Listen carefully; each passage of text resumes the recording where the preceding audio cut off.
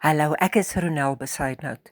Jy luister na 'n voorlesing van 40 dae van oorwinning. Vandag gesels ons oor oorwinning oor selfverwerping. Dit is die 19de dag in lydingstyd. In Psalm 103 vers 3 en 4 staan daar: Dit is hy wat al my sonde vergewe en al my siekte genees, wat my kroon met liefde en ontferming. Selfverwerping is daardie vernietigende gewoonte waar jy baie harder met jouself praat as wat enige ander mens ooit met jou sou durf praat.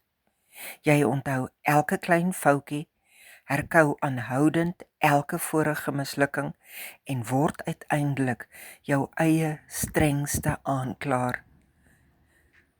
Psalm 103 teken egter 'n radikaal ander prentjie van hoe God na jou kyk.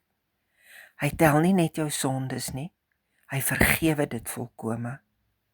Hy sien nie bloot jou gebrokenheid nie, hy genees dit aktief.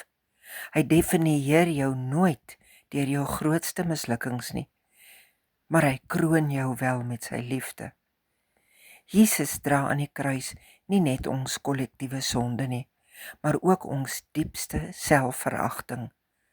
Hy neem doelbewus die plek in van daardie bose stem wat aanhoudend skree dat jy nie genoeg is nie, en hy antwoord dit finaal met sy eie bloed: Jy is myne. Oorwinning oor selfverwerping beteken dat jy leer om God se genadige stem harder te glo as jou eie interne aanklagte. Ek wil graag vir jou bid. Here, help my om vandag bo die geraas van my eie aanklagte u stem van liefde te hoor.